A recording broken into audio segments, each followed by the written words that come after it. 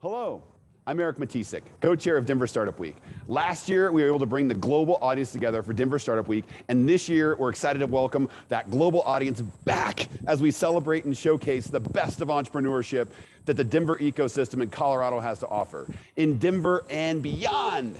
There are lots to explore this week, but most importantly, we're excited that you're joining us. We have nearly 50 sponsor companies who contribute to make Denver Startup Week possible. Let's show our love for these companies today and all week long.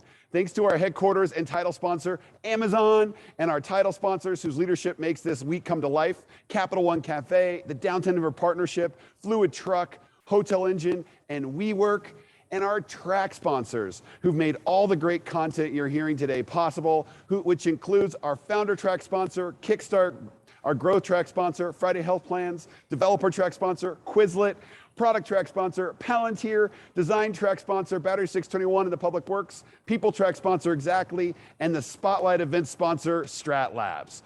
Our headline event sponsors are bringing this excitement to the entire week. Thank you to B-Side Fund, Colorado Public Radio, Comcast, Coors Brewing Company, Denver Pavilions, Entrepreneurship at the University of Denver, Gusto, JP Morgan Chase, Method, Moss Adams, Pi Insurance, Promontory Mortgagepath, Red Bull Basement, Southwest, Tattered Cover, and the VF Venture Foundry.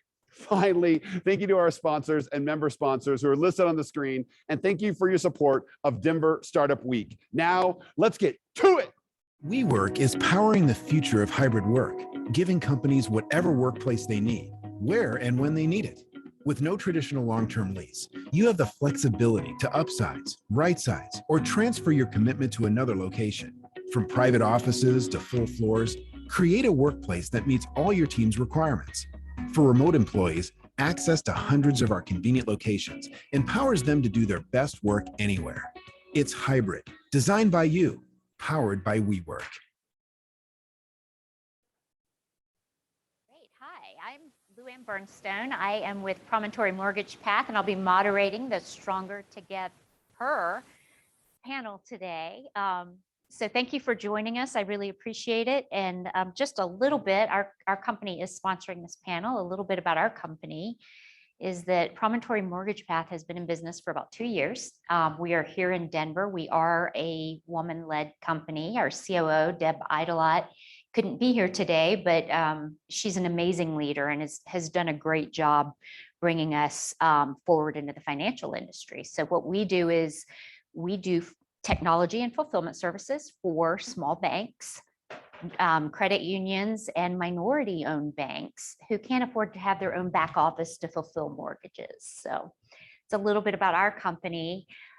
We do have about 60% women at the head of our company right now, which is a great statistic, and it's a little bit unusual for a company our size with about 240 employees. So excited to sponsor this panel, and I'm ready to talk to our great set of leaders up here today. Going to go ahead and get started with a couple of statistics about women and startups that you may not know.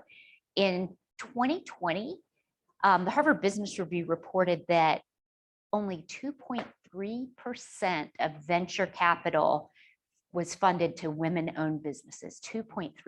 So that's over 97% of that money was going to male-owned businesses. In 2019, we hit a record high for women receiving venture capital at 2.8%. So we went from 2.8 in 2019 down to 2.3 in 2020. As many of you can probably surmise, the pandemic had a lot to do with that, and women's role in the pandemic. So it's a sad state to be in, but that being said, I've been around for 30 years.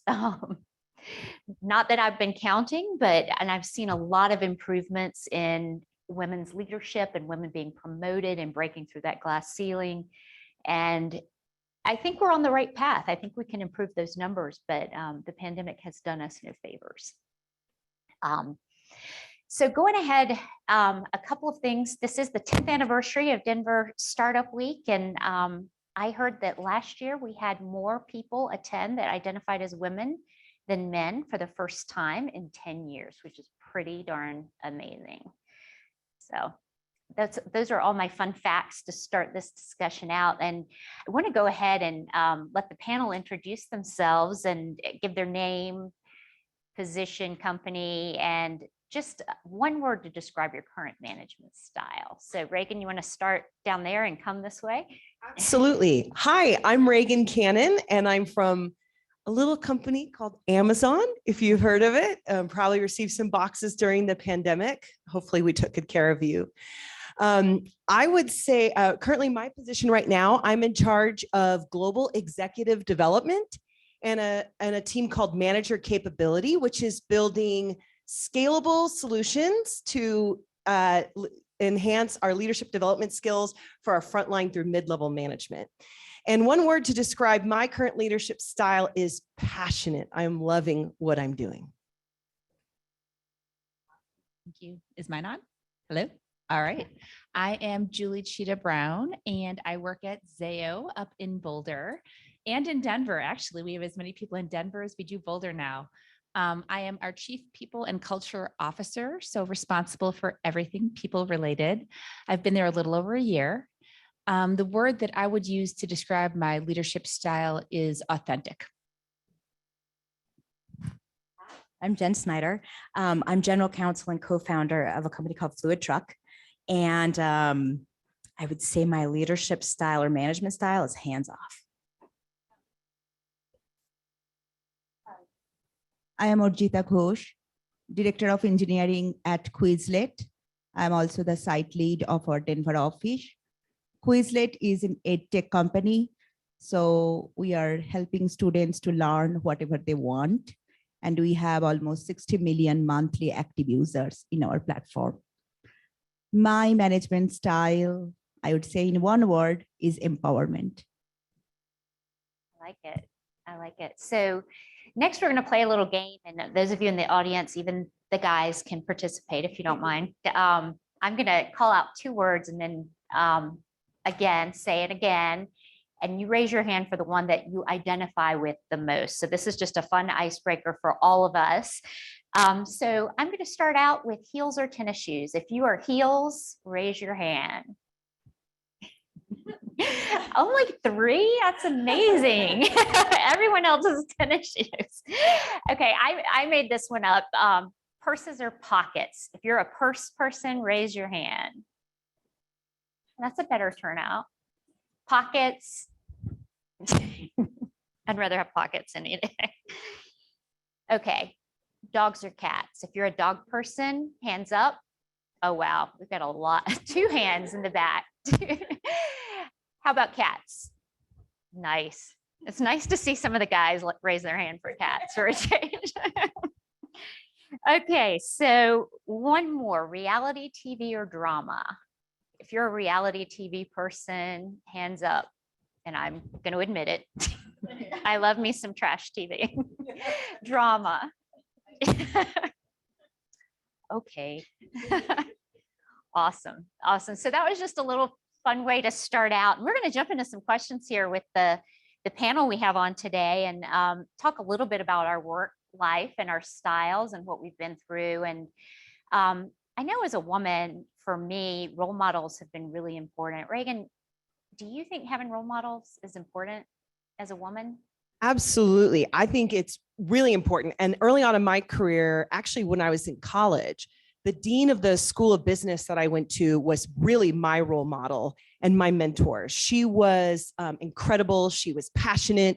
She taught me a lot about diverse leadership, because she said, you know, Reagan, I sit at a table with a finance professor and a marketing professor and a quantitative analysis professor and an HR professor. None of them agree on anything or have the same style. But what's fun is I can invite them all to kind of engage and push back on me and sharpen me and bring different perspectives together. And early on, here I am, 19, 20 years old, hearing how you can integrate diverse perspectives into a workplace. And that really shaped and molded me. And I think hearing a woman very confidently say, I don't have to have all the answers. I can be challenged. I can have other people challenge me and bring different perspectives was super important. And I think having those role models help you have the confidence to exercise and learn different leadership styles. So out of curiosity, did did you ask her to be your role model, or did you just fall into it? How did that work out for you?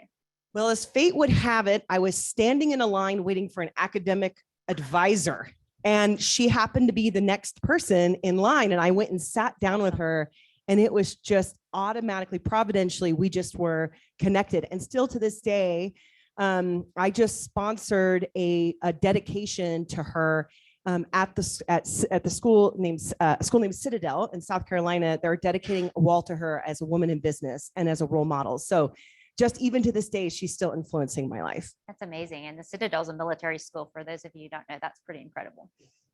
So, so a couple of questions about, to several of you on the panel here. As your role has expanded over time, how have you scaled yourself? What have you learned? And Arjita, I'm going to start with you. It's interesting, right? When your role really take you to the next level. I think the most important thing is that delegation. You need to delegate. Otherwise, you cannot really scale yourself. Other thing I would say, that time management, stress management, those are very, very critical. We have to know how to manage that. And everyone has their own formula, but at least to be intentional to manage those. And one thing, last thing, I feel like I cannot scale myself, but if I can really share my leadership philosophy to others, and again, learn from them, we can really scale the culture. And that, I think, is the key. That's awesome. So same question to you, Julie. How have you scaled yourself? My answer is a little bit similar. I grew up as a technician, so I was successful by being smart and by being right and having the answer. So for me it's true. And so to transition to someone else having the answer through me, I mean, that's really the biggest part of scaling, is you have to build a team of people that are smarter than you, and you have to be comfortable with that. And then you do have to delegate to them. I absolutely agree with you, because if you don't delegate to them, it all comes back to you anyway. And then you have to trust them. And the rule that someone said to me once, and I have to admit, it took me a while to get it right, is if the work someone's doing is 80% right, let it go. Because every time you go in and just make what you think is a little tweak, what you're really doing is undermining them and then their ability to feel empowered to do that work. So I do think it's all about delegation, team building, and really empowering your team to be able to do the work themselves. So you're working through others, not through yourself. So Reagan, you want to take that one too? Yeah, I've been leading teams of 5,000 plus, organizations of 5,000 plus for a long time. And I learned really early on, I have a phrase where I say, I'm highly engaged, but not highly controlling, right? Highly engaged, but not highly controlling. And what that means to me is, to your point, up front, you can be really involved. Like when the strategy is being set, or when you're designing a product, or when you're putting together sort of a proposal, that's the right time for leadership to really engage. I ask a ton of questions. My team knows I ask a ton of questions. But to me, it seems like when I find women that are stuck and overwhelmed, they're either so far in the detail, like they're just trying to control the detail. And I hire great people, and then to the points you all made, trust them. Or there's people who, they want to be empowering, and they want to almost to the point of like just total hands off, totally not engaged, totally not down in the detail. And then an escalation comes along, or you're in a meeting and you have to represent the team, and you don't know anything. You don't know the details. You're not in it. So finding that balance is hard, but I summarize that as highly engaged without being highly controlling. I like that. I like that. Can I add something? Sure. I'm supposed to, but I'm going to. Something you said really struck me, because it's so important to provide context and perspective as to what you're trying to solve, as opposed to going and saying, go tell me what X plus Y is, or go, find that widget, or whatever it may be, because then that's all the person's able to do, because that's all they know. If you step back and you provide a broader perspective, then they can bring solutions. And oftentimes there's solutions that honestly are different than what you asked for, but it might be exactly what you need. So you have to be able to provide a broader perspective to your team so they can really, quite honestly, scale themselves. Yeah, I like that. So on to the next question, ladies. did you have a pivot point in your career? And Jen, I'm going to look at you first on this one. And what did that look like for you? And how did you navigate that?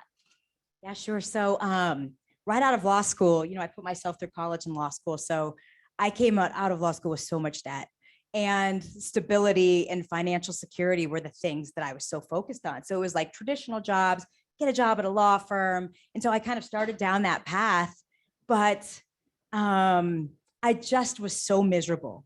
And so my pivot point was the person that I started all my businesses with is my brother, James Everhart. And so he had this idea of this business he wanted to start. And I just decided at that moment, like my happiness was more important than security. And so I just took the risk. And so constantly, this is my 13th startup. Every single business is different. Every single journey is different. And that pivot of just take the chance, you can always find a way to make money. But at the end of the day, like you've got to do what feels right for you. That was my big pivot point. I like that. Arjita, did you have anything that was similar in your career?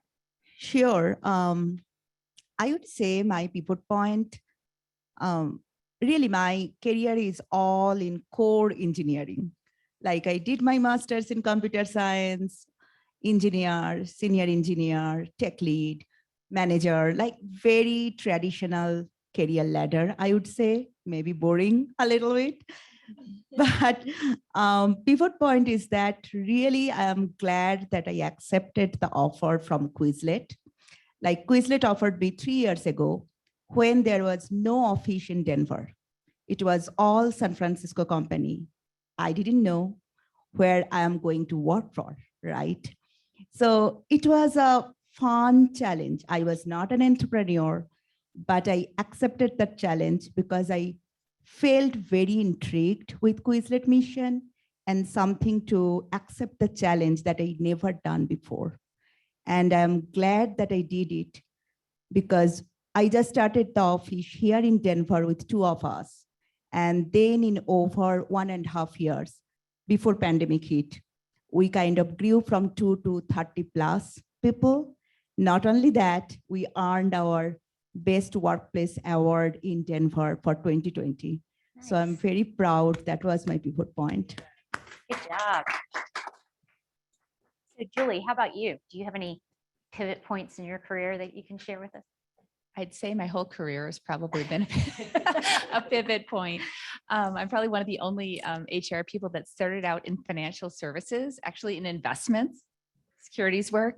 And so what I would say generally is trust your gut. I mean, have a plan, an overall plan, know what you love doing, but then trust your instincts and take advantage of opportunities that, come in front of you.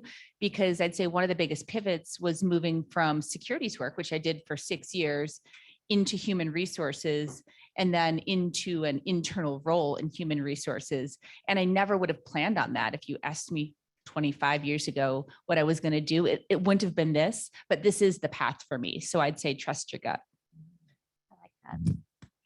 So a little bit of a change on this. So I know personally, as I've gotten older, I've struggled to maintain my knowledge, my staying current with technology, those types of things. So I want to talk about growth mindset a little bit. And Reagan, I'm going to look at you on this. Do you think it's important, and how do you do it? How do you maintain that? Absolutely. I work in leadership development. I think that growth mindset is critical. And I do think what I've found especially when I came to Amazon, one of the things I really embraced was being a global leader. I had an opportunity to lead a team that supported 200 countries in 28 languages. And I traveled to 15 countries in 3 years, visiting all of my locations. And what I found that was important to growth mindset was applying curiosity. And it's amazing. I love that phrase, you learn nothing while you're talking. It's all about asking questions, applying that curiosity and learning from others. And obviously I like to talk a lot, as you can probably tell, but one thing I've really practiced is asking a question and then listening actively. And it's incredible what you learn as you travel. You learn about people's backgrounds, perspective, cultures. To your point, you learn ideas that you never would have thought possible. And that's really what's fueled a lot of my personal growth, is just seeking out others that are different than me, asking them their perspective, and then listening. And that's a great way that I've been able to kind of grow my perspective, my knowledge, and my skills. That's awesome. So the question, I know you knew a question about the pandemic was coming, right? Because we've all been working through this. So I'm going to throw it out there. And Jen, I'm going to start with you. How has your work environment and your life changed, and how have you modified and adapted during the pandemic? Yeah, so our food truck is a very forward-facing company. We love engaging with our team members, our engineers, our staff, and we've always been a high FaceTime startup, and we're constantly pivoting. I mean, talk about shifts. I mean, we started as a marketplace for stuff, and now we're one of the largest commercial marketplaces for small and medium-sized businesses to either expand or contract their fleets. So last mile, I mean, so the pandemic has impacted our business in huge ways. One is, I think it accelerated the demand for home shipping and just the last mile demand. I mean, it is amazing. I think we've accelerated 5 years. It's also, we've had such huge challenges with supply chain. So the pandemic is just, I mean, it is a constant struggle. But what I really think is interesting about one of the outcomes from the pandemic is how it's kind of shifted the definition of professional. So it used to be, when I worked from home, when I had little kids, I would get so anxious if one of them would cry or make noise while I was at home. And it made me feel so unprofessional as a woman, because, you know, I was constantly balancing and juggling. And now it's totally different. I mean, you will be on the phone with the CEO of a huge company and you'll see these kids like running through without clothes on, or a cat just jumps up on the table. But one of the most memorable experiences was, we were doing a big fundraising round, and this was a huge management presentation, and we had partners from a really big VC firm on with us. And when everybody kicked on their videos, there was this little baby sitting on the mom's lap. And it was such an aha moment for me, because it was the first time that I felt it was acceptable to be a working mom and to own that. And now I think you have just a more open and understanding culture in the workplace, that, you know, we all have lives outside of work, and that is totally okay. So that's something that the pandemic, those are kind of my 3 big takeaways from the pandemic. I like that. We've got the same thing. I was telling my ladies before, like, my cat likes Zoom cameos, and every time she will lay on the floor until the Zoom meeting starts, and as soon as she hears those voices, it's right on the desk. So I've enjoyed that, actually. So, and Reagan, I'm going to look at you too. Amazon, what the heck? I mean, how has the pandemic changed the way you guys are doing business?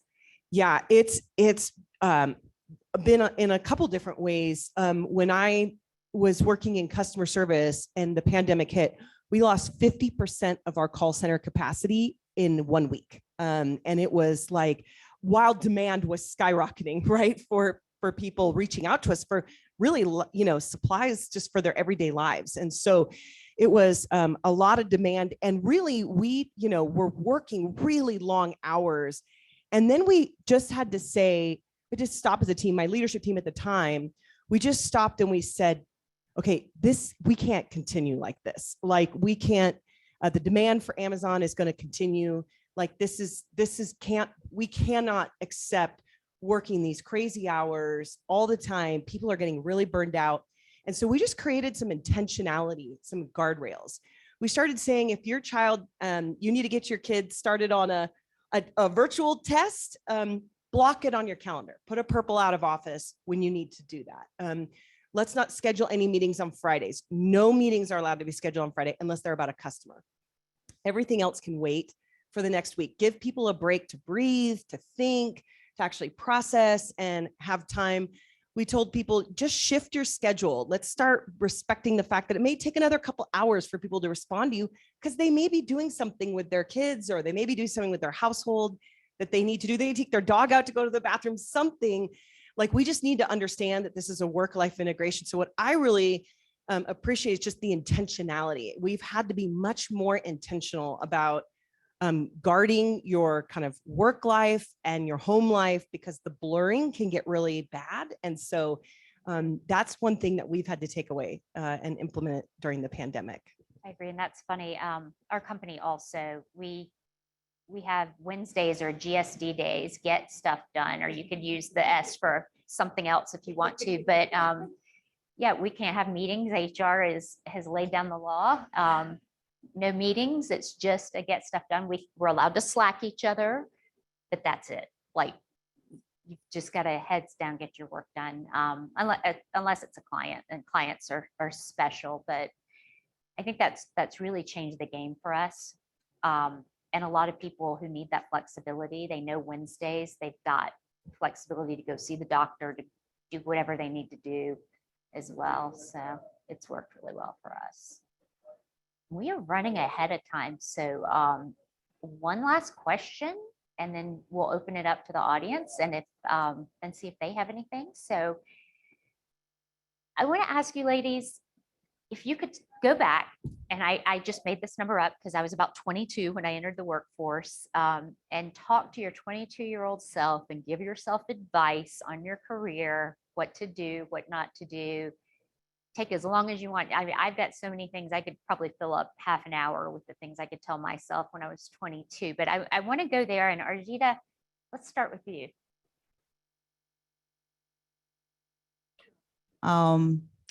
If I go back, many things, it feels like I could advise myself, but one thing most resonate me now, as I also have my daughter who is 14-year-old right now. So I would advise, like, be brave, don't be perfect, because that is kind of, women always tend to be more perfect, and data says, and our nature says, we are always like 100% perfect before we try to apply anything, whether it's a job, whether it's a promotion, whether it's any adventure, we try to be 100% perfect before that. But I think most important thing is that be brave, kind of resonate to your point. 80% perfect is fine. We don't have to be. I like that. What about you, Jen? Be brave is definitely one of mine. Like, just have the courage to just stand up and say and fight for what's right. But I think another important thing for women to hear is don't be afraid to negotiate for money. Stand up for yourself. It is not selfish. It is not bad to ask for what you deserve and what you think is a fair rate. And I think a lot of times we don't fight hard enough for higher salaries and other benefits. And I would tell my 22-year-old self, money is important, and you do care about money. So stand up for yourself, fight for it, negotiate. And I have another one. So there's three: be brave, stand up for yourself, and negotiate. And the third one is, and this is one of my big challenges now, is I find between work and my family, I don't leave a lot of room for other things. And so self-care, I think most people know, is important. But the other one is networking. I mean, so many of the opportunities I've had in my life have come because I took just 2 hours out of my day to go have a drink with someone, or go have coffee with someone, or actually go to a networking event for young female executives. And it's so important. And I have to remind myself of that almost every single day. Last night, for example, I did something with my family, but I really wanted to be here for the founders networking reception. And if it wasn't my daughter getting her learner's permit to drive, I would have kiboshed that. But yeah, networking is so important, and you got to do it. So that's terrifying, your daughter's getting her permit to drive.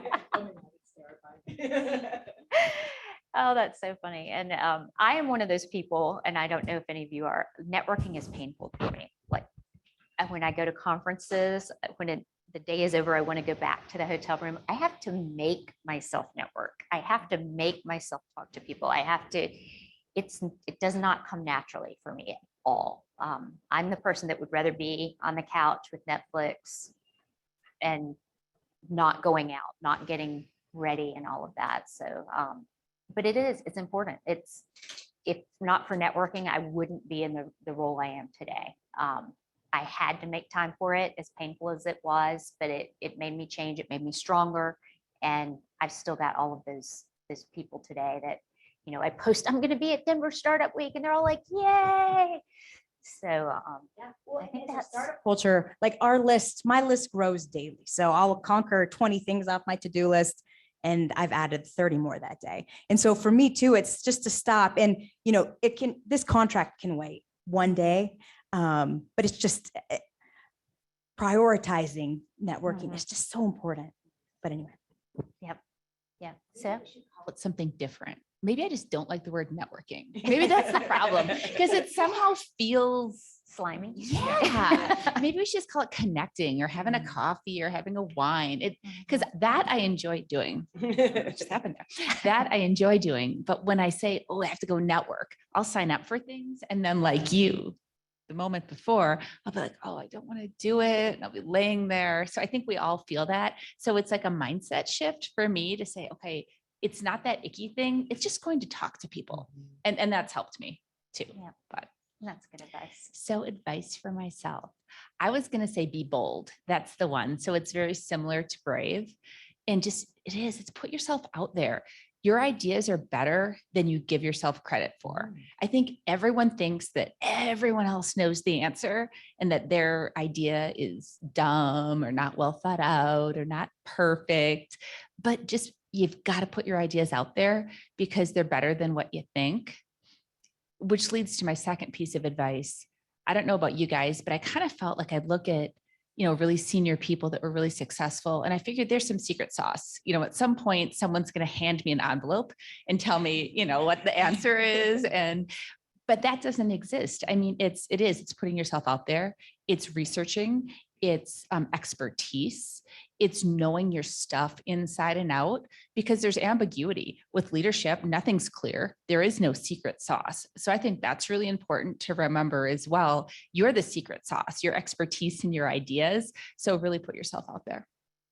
Yeah, I think I've read every leadership book, self-help book, and none of them had the answer.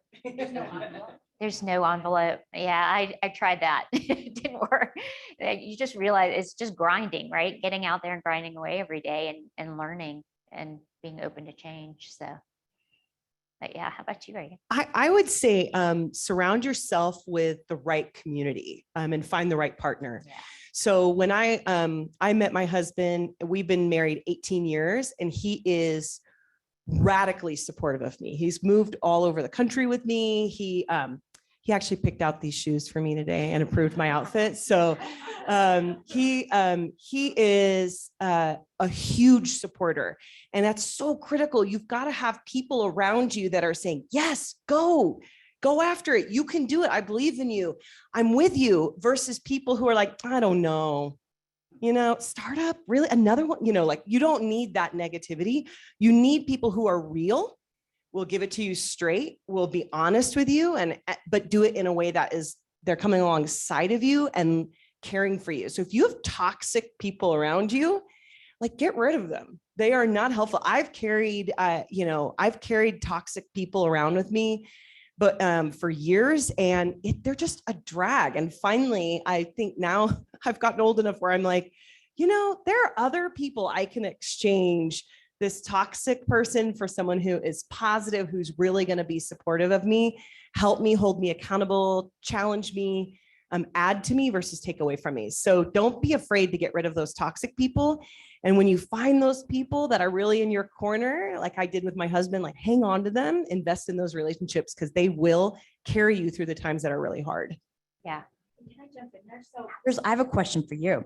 So what happens when that toxic person is your boss? Whoa. Because I have had coworkers or colleagues that were so toxic. It's taken me years. It's like they are the ones that impose, I hate the term imposter syndrome, but they are the ones that like made me question myself, and because they were so toxic. So how do you deal with bosses that way? What do you do? Well, this is such a good environment. Or good question. I was in a really toxic environment at one point in my career, and I had a mentor, and I went and met with her, and she said, I outlined it for her what the problem was. And she gave me some tactics to try, some different ways, like maybe try a different style of communication. Okay. Went back a couple months later. I'm like, it's not getting any better. And she said, okay, here's what I want you to outline clear expectations. And I want you to define clear boundaries of what you do and what they do. Make sure it's clear what your role is, what their role is. Got it. Went, tried that. Didn't work. And then I went back to her and I said, okay, now what do I do? She said, you leave. And so I don't think you leave right away, because I do think you will experience, you will have times in the workplace where you have toxic people around you, and finding ways to set clear boundaries, to try and communicate clearly with them, to try and distance yourself, to find ways that you can shield your team sometimes is what you need to do from these toxic people. But at some point, you can't be responsible for other people. You can't make other people change. And so sometimes the right thing is to say, I just need to leave and I need to find something else. And I ended up leaving and finding a job that I absolutely loved and was in that role for 5 years. So after I left, but I don't think you want to just walk away, because you will experience challenges everywhere you go. And so there are some tactics that you can use. Like I've used something called a RACI before, roles and responsibility, where you outline who's responsible for what, because sometimes toxic people, they're just running amok in their own insecurity. And once you give them a lane, they can sort of operate in their lane and it becomes healthy again. But sometimes it doesn't work. Good question. Yeah, and I've actually done this. I left a company, the CEO, he was just a perv and I couldn't do it anymore. I was just like, and it wasn't to me, it was the way he treated everyone else. You know, I was fine because I wasn't afraid to stand up to him, but the way he treated everyone around him. And I finally, you know, my core values and his were completely different, and he was running the company. And I think, you know, if I were to talk to myself at 22, your values are important. And remember that. And when you're doing a job, if it compromises your core values, it might not be the right job for you. It might not be the right company for you. They need to align. You know, and I'm so overhearing the word culture. You need to fit into our culture. If I hear that, or there was another one for a while, I'll think of it in a minute, but you know, culture is a cult. Like that's the root of that word. I don't want to be a part of a cult. I want a diverse thinking group. I want other opinions, different opinions. I don't want to be a part of this group that is all groupthink in their culture. So to me, that's become a bad word. I know it's still overused a lot, and our HR team uses it every day, and it makes me crazy. I'm like, no. So I would go back and give myself that advice. Now I'm answering my own questions, but I can do that. I'm the moderator. So, and you know, Arjita, you brought up be bold, and I think I was kind of born bold and got beaten back because I was in banking for a long time, and then realized that that's actually what got me to where I was there. And you're right. I mean, you never know. I mean, go out there, do the thing you're afraid to do, say the thing you're afraid to say, set up a meeting with someone that you think might be taboo because they're 2 levels above you, because you want to get to know them. And, you know, there's so many different ways to be bold in your career. To add on that, right? Exactly. There are so many different ways to be bold. One thing I will again give myself advice, my 2-year self-advice, like be a self-advocate. Like what you want, definitely be vocal. Means you know the best about you yourself, what you want to grow, what would be your career. But many times, even I did that. I felt like, okay, I am a great engineer. I am proud of my coding, and everyone will understand, and someone will give me my promotion in the next cycle. No, it is not that easy, because they are even not, they don't even know that I am willing to go to the next level. I am ready to take the more responsibility. So I am the one who have to tell other like, okay, that's what I want. So definitely self-advocate yourself, I would say. I think that's really good, actually. And that's very, very important. If you're not standing up for yourself and asking for the job you want, then you're never going to get it. So we have a little, oh yeah. Own your time. Think of think of how you spend your time, because that is probably, for me, it feels that way now anyway, the most important asset that you have, and if you really look at your day and where you're spending your time versus where you want to go, if you're not spending at least half of your day aligned to the direction that you want to go, you really gotta adapt that, because it's really easy to get caught up in 1,000 little tactics or tiny things. And all of a sudden you realize weeks and weeks went by and you're just getting stuff done, but you're not accruing to where you want to go. And so I think, that's something that is, the older I get, the more clear it becomes to me, is time is really our best asset. How you allocate your time says a lot about who you are and where you're going. Great. Anything else, ladies? I'm going to open it up to the audience and see if you have any questions.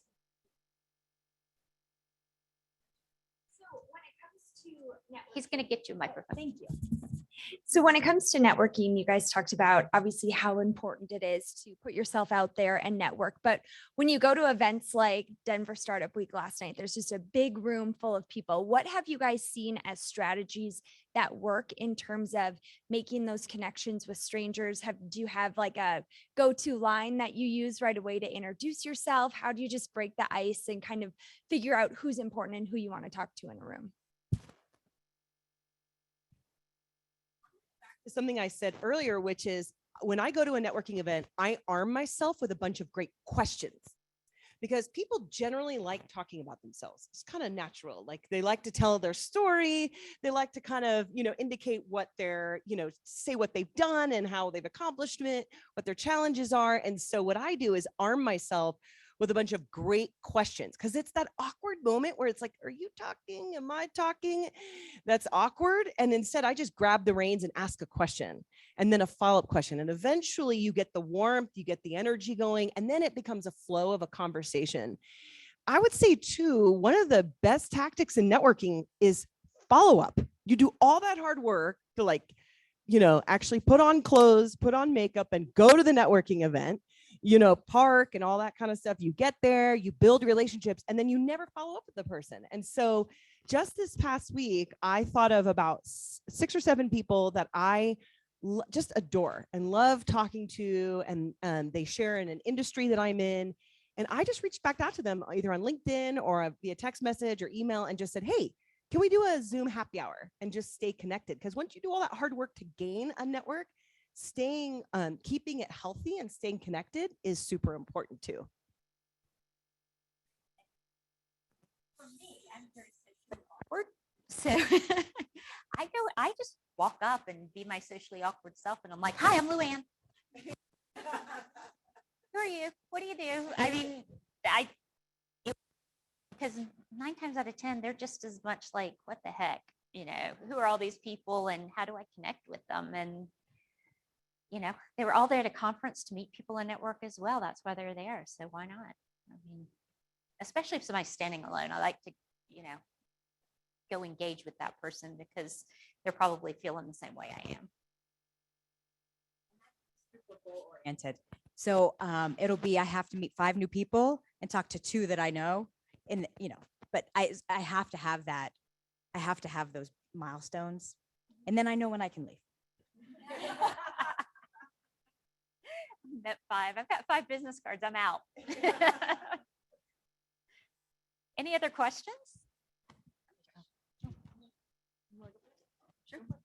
So one of the things that kind of resonated with me is when you guys were talking about how you have days with no meetings. Is that from the top level all the way down? And if that's the case, when I think about our company, I think there's 50% of us that would be like, oh my God, that's amazing. And then there's 50% of us that want to vomit if we hear that. So how do you bridge that gap, or how did you bridge the gap?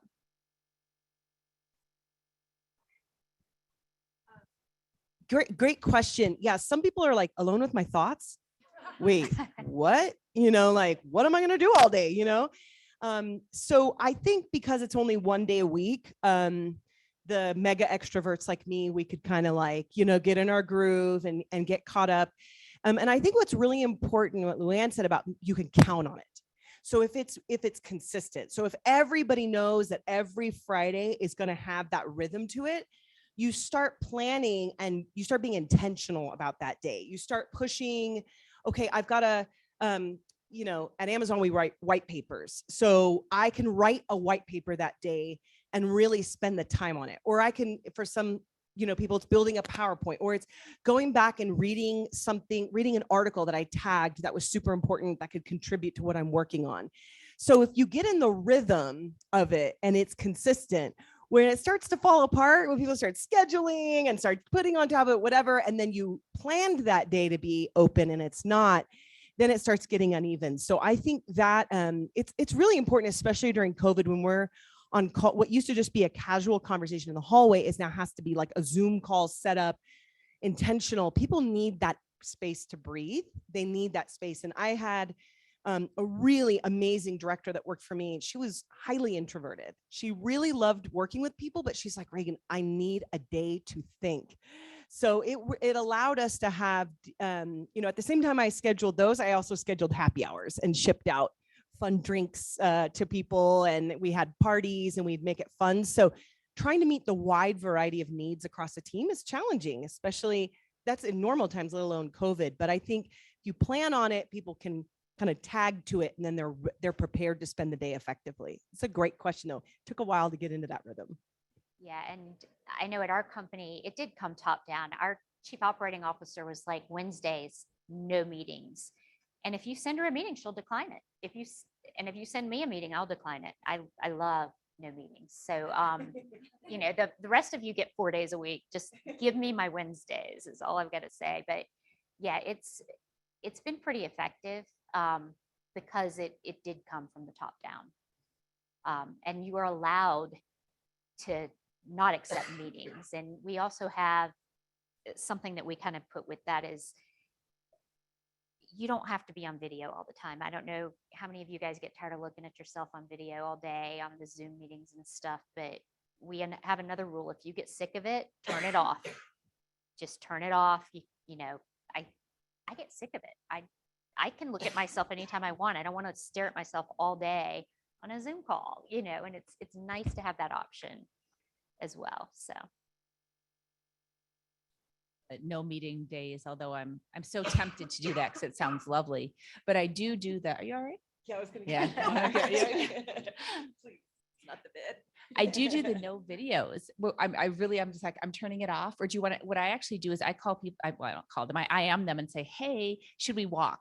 Should we have a walking meeting instead? And so there's certain people who just kind of know, or they'll text me in advance and say, can we walk and talk today? And so it gets you out of your house. It gets you out of that space. And, you know, that's another idea I've used with my teams to try to maintain some mental health with the Zoom, because the video is hard.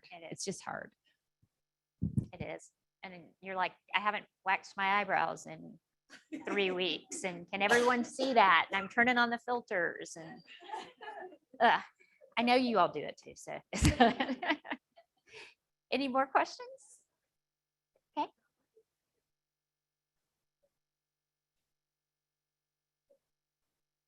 And there, now it works. Okay. So back to kind of a networking topic. I always struggle with, especially in male dominated industries, going to networking events where you definitely feel like the fish out of water. You're one of the few women in the room. And one of the biggest challenges I deal with is that all the women find each other. We huddle up in a corner and don't really actually network with any of the people that we came to achieve a goal. So how do you get around this like grouping of the sexes, like a middle school courtyard, and get into actually getting into networking when you feel that like, I am not super welcome here?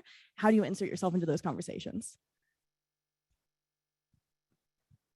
In a lot of male dominated industries, and it's hard. I'll be honest, it's hard, but you have to force yourself to do it. And I found that I use humor, because I worked with, I lived in Boise, Idaho for 6 years, and I worked in this company that was super male dominated. I was one of the only women in most meetings, and they'd be talking about fishing, or I don't even know what they were talking about. And I'm not against fishing. I just don't necessarily, it's not a topic of passion for me. So I'd kind of make fun of them. I'm like, oh my gosh, so I went shopping this weekend and I bought these awesome, and I would bring it up, but I would turn it into a joke to make it okay for them to back away from it and have a different kind of a conversation. So number one, I'd say just force yourself to do it. You have to kind of walk into that crowd of 3-4 people who maybe look and seem different than you, because all joking aside, I think you'll find that once you get a layer or two down, there's a lot more similarities than differences. So I'd think of different kinds of things and questions in advance that I could ask to try to find a common ground. But I used humor. So force yourself to do it, have some questions in mind, but use humor, because people at first they'll look at you somewhat shocked, but they'll get it pretty quick, and then they'll change their tone. And I found that people have been pretty inviting once you kind of bring to their attention that, quite honestly, you might feel excluded. I would add also, like, you can be more open to listening to their conversation and ask the question, like follow up, whatever they are discussing maybe, because show your interest and then you can start your own topic. Like, I have to like mentally, and I used to work in the telecom industry. So it was, and then in the car industry. So I remember the first time I walked into the dealer auction, I looked around and there were no women. I was the only one. And there was like 8 auctions going, used cars going. And I sat there and thought, I can never do this. And so I made what my co-founder come with me to the next auction. He just went in, he owned it. He had so much fun. And so at that moment it's like game face. So I just, I go in and I think in my head, oh my God, I'm the only girl here. Everyone's going to be so excited to talk to me. So, but if I don't do that mental shift, it's like the movie Over the Top, where like he puts the trucker hat on backwards and he turns into an arm wrestling machine. I don't know if anybody sees, it's an 80s movie, I think, but that's what it is for me. I bulldoze. So. That's great. Any other?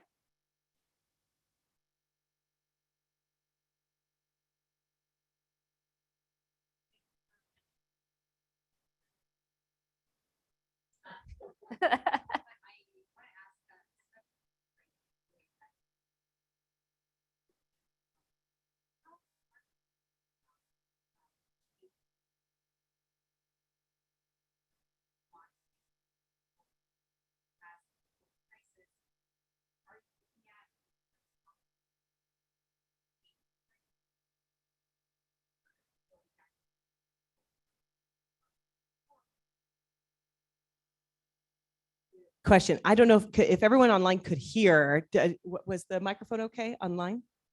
Yeah. So the question was, now that we have been through the pandemic, how is our culture going to evolve? Or is it going to go back to kind of the way it was pre-pandemic? One of the things that that Amazon recently published was a new leadership principle. We live and die. Our culture is we have a really strong culture. It's all about the leadership principles, which we're 14 now, there's 16 leadership principles. It's literally how we eat, breathe, and sleep at Amazon. And one of the things that was missing that our outgoing CEO, Jeff Bezos, and our new incoming CEO, Andy Jassy, decided was we need a leadership principle specifically about employees, specifically. And they created a leadership principle that says we're going to strive to be the Earth's best employer. And there's a bunch of things underneath that around leading with empathy and understanding and making it safe. And there's that I was so glad to hear, because really during the pandemic, we had a lot of great technology that supported us, but it was really our people that got us through this incredibly challenging time as a company. We doubled in size as a company over 2 years. Almost 2/3 of our employees have less than 2-year tenure. So we exploded, and it was our really strong leaders. It was our incredibly competent frontline employees that really made that happen. And so I think the company really, came to realize, wow, and a lot of them were telling us, hey, we've gone through this. Like I shared earlier, it was a lot of burnout, and it was really hard because we were working crazy, crazy hours. And so I was really happy to see that's a permanent change to our culture, to say our employees are going to be important. We also put in a broad scale brings responsibility. That's one of our other leadership principles.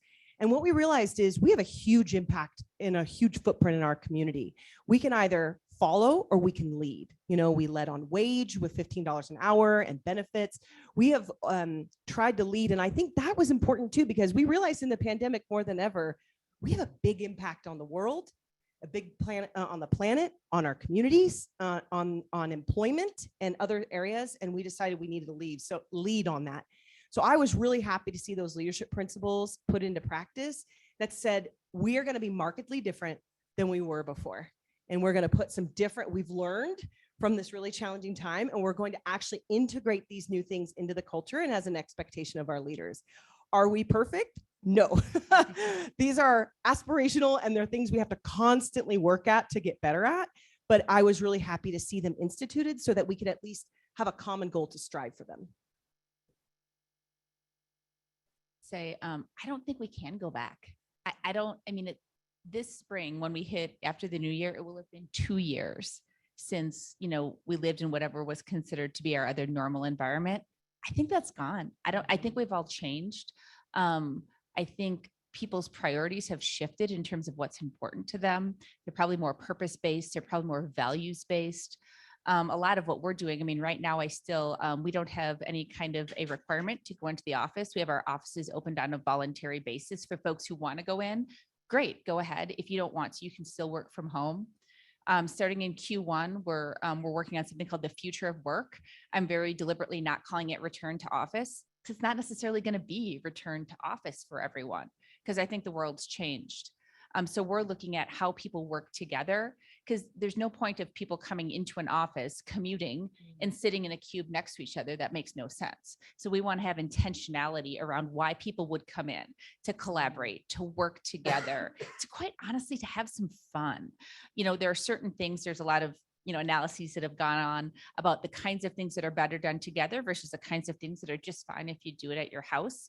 So we're spending a lot of time thinking about why you would come in and having our workspaces be a place that people want to come, where we're actually drawing people in to be there together. So yeah, I think the world's changed. I think our employees have changed. I honestly, probably the thing that keeps me up at night then is, so what is culture, or what is an environment in a world where people are separated? How do you maintain that sense of why we all work together in that environment? And I think that's hard, but I think it comes down to, and we're doing a lot of work on our values, and we're calling it our operating norms. It's how we work together. How do we communicate? How do we commit to each other? How are we working together? And I think it's through those kinds of values that people will feel something that will draw them to say, hey, yeah, this is Zayo. This feels different than working at a different company. But those are the kinds of things that we're looking at, going into 2022 to really kind of create an environment where people want to be. Great. Anyone else? Yeah, definitely. It wouldn't be the same going back, but what we are a people first company. We are learning, right? Some really feel comfortable working from home. Some wants to come back. I can totally see that many employees who are by themselves, they would like to come to the office.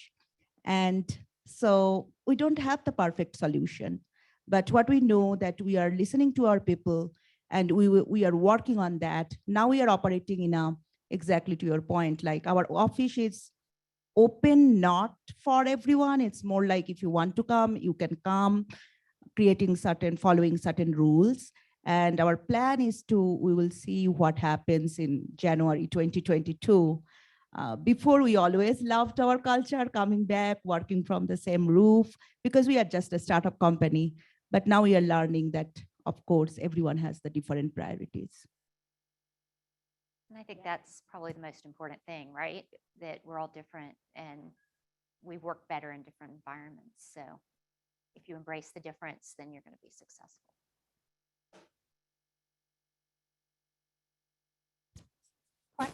Yeah, I'm dying to ask you a question. No. Reagan, I just wanted to say your husband did a great job on the shoes. This guy has got style. No, but coming from Europe, women get quite a bit of time off for maternity leave. And I'm talking about in some countries like Austria, 2 years, where you can't lose the job. Just curious, what do you think about it? Is anything better would it exists in states now ever possible? Because that's a big, I think it's an important subject.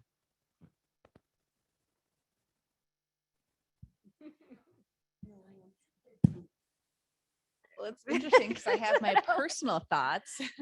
But in general, yeah, We all have our personal thoughts on that. And then we have, honestly, the capitalistic environment of the United States, and you have to kind of marry those together. But having said that, I do think that technology is leading in not only maternity leave, but paternity leave, overall parental leave, to make sure that people have time to be home with their kids. Will we ever get to 2 years? Honestly, probably not. But no, and I understand, but I do think it's important. But I'll go back to, we have such an integrated world now. What does that look like, right? So if return to office isn't return to office, it's future of work, what does parental leave look like? And how do we balance and merge our lives? But I agree with you, it's fundamental. I think we are out of time. So thank you, ladies. I loved meeting all of you, and thanks to everyone who joined us today in person and online.